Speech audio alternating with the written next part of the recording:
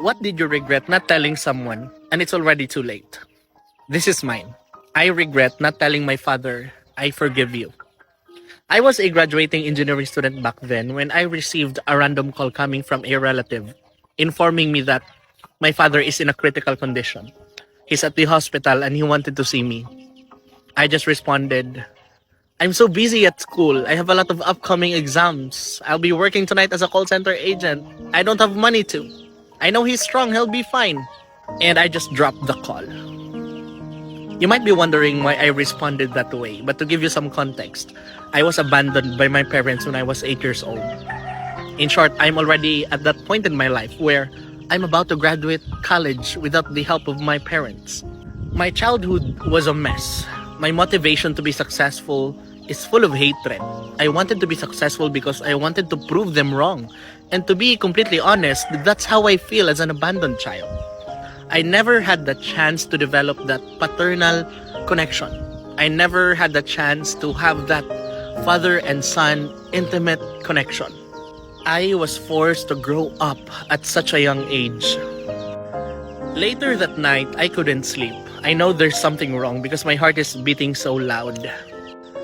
And since it's true that I didn't really have enough money in my pocket, I knocked on some of my friends' doors to ask some, so that I have a fare going to the hospital. Finally, I now have the courage to meet my father. I haven't seen for almost 15 years. Arriving at the hospital front door, I received another call.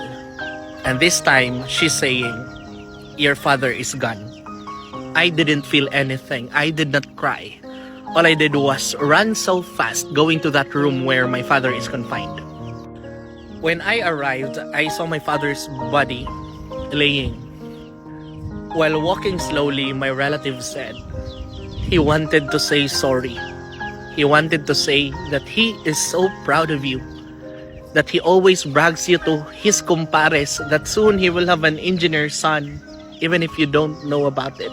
He wanted to say he's so proud of you. While hearing those words, I'm starting to be in tears. And then I saw a 200 peso bill in my father's right arm. And then my relative said, he said it's for you.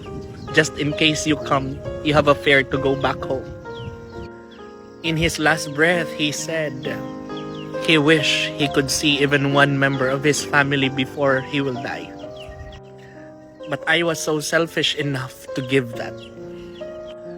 I always questioned why I never had the best parents. But now I'm also asking, have I been a good son? I know I can't bring my father's life back. And there's no way for me to say anything that would matter to him, because he can no longer hear it. The irony is that the family reunion that he's dreaming of happened during his burial.